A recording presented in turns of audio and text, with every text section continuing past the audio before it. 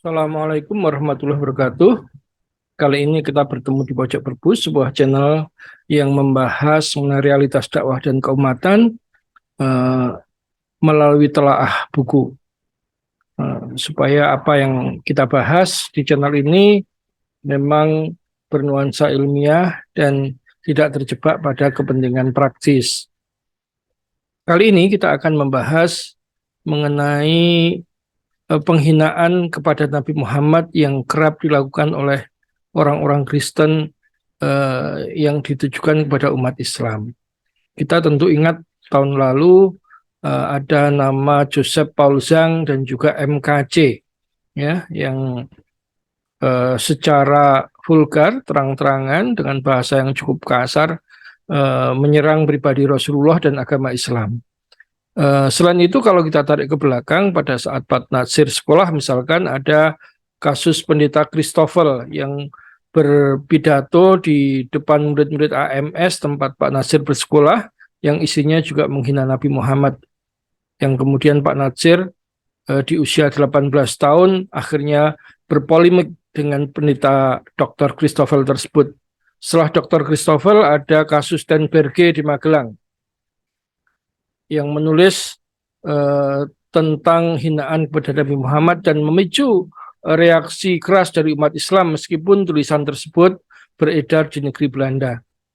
Selain itu, di buku Dari Hati ke Hati karya Buya Hamka, pada tahun 1967 terjadi perusakan gereja di Makassar yang dipicu oleh hinaan kepada Nabi Muhammad yang dilakukan oleh seorang guru beragama Kristen di hadapan murid-muridnya yang semua beragama Islam. Nah, ini tentu menarik. Kalau kita tarik ke tingkat dunia, kita mengenal ada nama Salman Rushdie dan juga kartun Nabi Muhammad yang diterbitkan oleh surat kabar Denmark Jyllands-Posten. Nah, karena ini terjadi berkelanjutan dari waktu ke waktu dan juga terjadi di banyak tempat, tentu ini bukan sebuah peristiwa yang terjadi tanpa sengaja, tanpa latar belakang, tanpa akar kesejarahan yang panjang. Nah, karena itu pada kali ini kita akan mencoba mengupas akar kesejarahan dari penghinaan kepada Nabi Muhammad oleh umat Kristen ini. Ada beberapa buku yang akan kita jadikan acuan. Nanti yang pertama adalah buku karya Karel Stenbrink, judulnya Nabi Isa dalam Al-Quran, sebuah interpretasi outsider atas Al-Quran. Nah, Karel Stenbrink ini maksudnya, Karel Stenbrink ini adalah seorang Islamolog beragama Katolik yang tulisan-tulisannya menurut saya cukup objektif. Nah, di buku Karel Stenbrink ini disebutkan pada saat Nabi Muhammad itu lahir dan juga ketika beliau menerima wahyu, ya, itu pada saat itu ada 5 gereja non Arab yang eksis. Kenapa disebut gereja non Arab? Karena memang pada saat itu belum ada gereja Arabia, belum ada Bible yang diterjemahkan ke dalam bahasa Arab yang merupakan ciri eksistensi sebuah gereja. Pada saat itu hanya ada 5 kelompok besar gereja, 5 aliran gereja yang semuanya bukan gereja Arab. Ada gereja Bizantium yang berpusat di Suriah, Turki, Yordania, dan Antioquia menggunakan Bible berbahasa Yunani. Ada gereja Nestorian yang ini banyak tumbuh di Kekaisaran Persia. Ini juga menggunakan bahasa Aramaik atau bahasa Suryani. Ada juga gereja monofisit Suriah yang menggunakan Bible berbahasa Aramaik. Selain itu juga ada gereja Koptik di Mesir yang menggunakan Bible berbahasa Koptik. Ada juga gereja Kristen Abyssinia yang menggunakan Bible berbahasa Kiis. Ini kaum Aksum dari Afrika. Nanti Raja Abrohah dari zaman yang diabadikan Al-Quran dengan istilah pasukan bergajah yang hendak menyerang Ka'bah, ya, itu berasal dari Kristen Abyssinia ini. Nah, diceritakan Raja Abrohah yang beraliran Kristen Arpisnia ini sudah membangun sebuah gereja besar yang bernama Kules. Kalau di dalam tafsirnya Buya Hamka. Tapi menurut saya kata Kules ini diadopsi dari kata-kata Ecclesia, bahasa Latin yang artinya gereja. Nah, apa daya Abrohah ini misinya gagal. Dan kegagalan misi Abrohah ini ditangisi oleh seorang penulis Kristen modern yang bernama Thomas Wright, yang menulis buku berjudul Early Christianity in Arabia. Kata Thomas Wright, seandainya saja Abrohah ini berhasil menaklukkan Mekah, maka bisa dipastikan seluruh jazirah Arab saat ini sudah berada di tangan Kristen, akan ada salib terpampang di depan Ka'bah, dan kemungkinan Muhammad akan mati sebagai pendeta.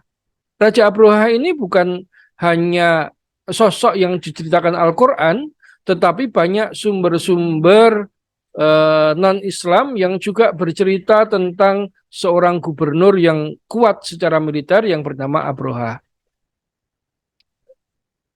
Nah,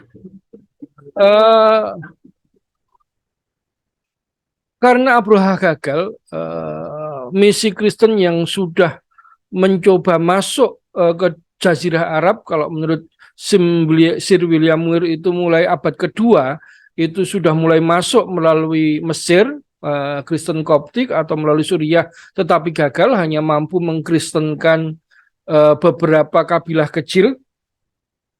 Kalau di bukunya Dr. Mustafa A'dhomi ini digunakan hanya Bani Taifah, kemudian Bani Haifa, Bani Najran, ya, kemudian Bani Ghasan, dan juga ada kelompok Melkit, dan itu jumlahnya tidak representatif, tidak bisa mewakili Arab, sehingga Arab ini masih bisa dikatakan sebagai wilayah yang tidak berhasil ditaklukkan Kristen. Oleh karena itu banyak penulis Kristen modern yang menyebut Arab pada saat itu sebagai Arabian Ferak Heresy, yaitu dunia Arab yang penuh dengan aliran-aliran sesat. Nah,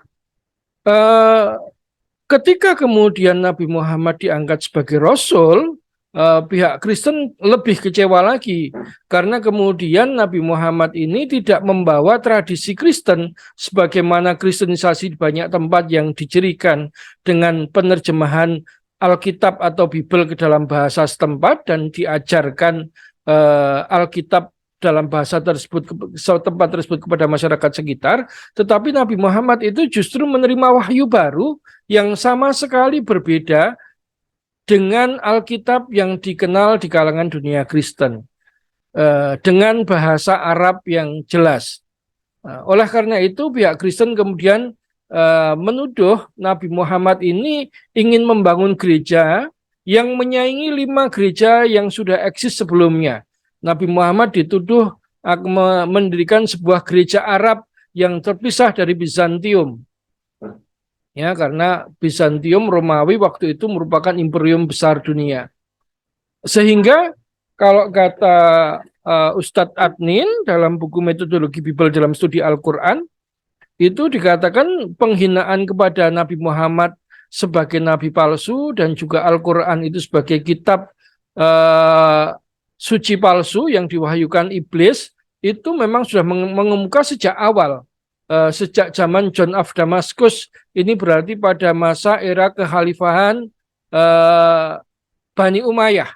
Jadi memang sudah lama akar penghinaan kepada Nabi Muhammad ini. Dan ini terus banyak dilakukan, sehingga misalkan diceritakan ketika pasukan Tartar itu berhasil menghancurkan Baghdad, orang-orang Kristen itu seperti melampiaskan amarahnya, melampiaskan dendamnya dengan menuang arak di masjid-masjid.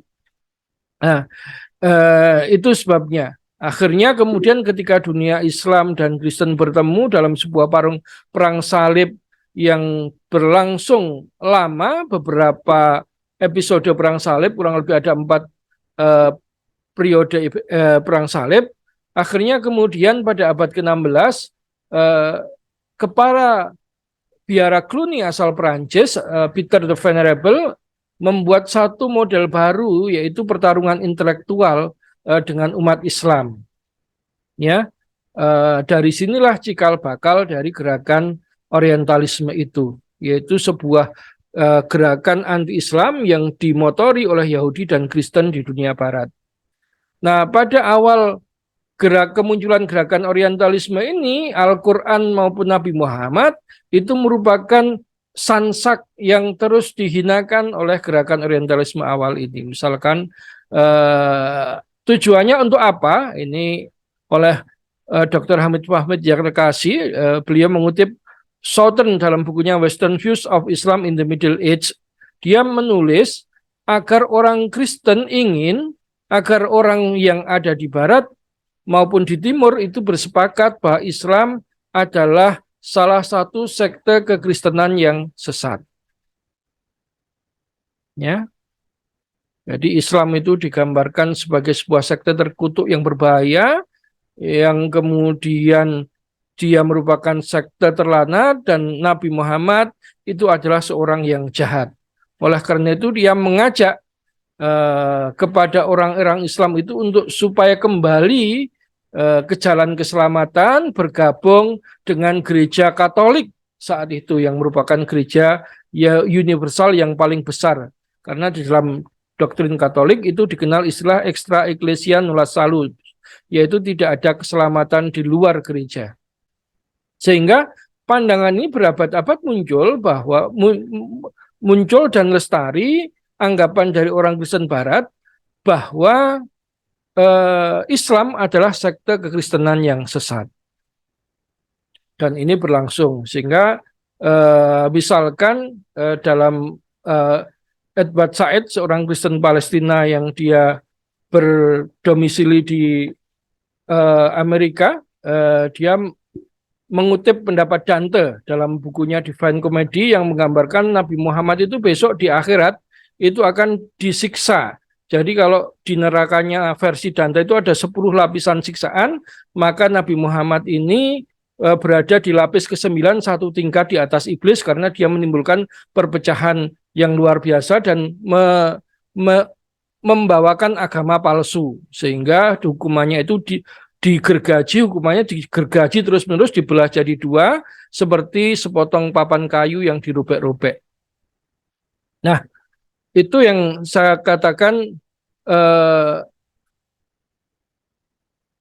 bagaimana tradisi penghinaan kepada Nabi Muhammad itu ternyata sudah berakar lama, dan kalau menurut rohaniawan Kristen T.H. Sumartana itu kesalahpahaman itu baru dianulir ketika kemudian Gereja Katolik mengeluarkan Konsili Vatikan II pada tahun 1967. Nah, bagaimana perubahan pandangan terhadap sosok Nabi Muhammad itu akan kita bahas tersendiri. Tetapi sejarah panjang penghinaan kepada Nabi Muhammad, tuduhan bahwa dia adalah nabi palsu, Al-Quran adalah kitab bisikan iblis, itu berakar dan masih diyakini oleh beberapa aliran Kristen hingga kini.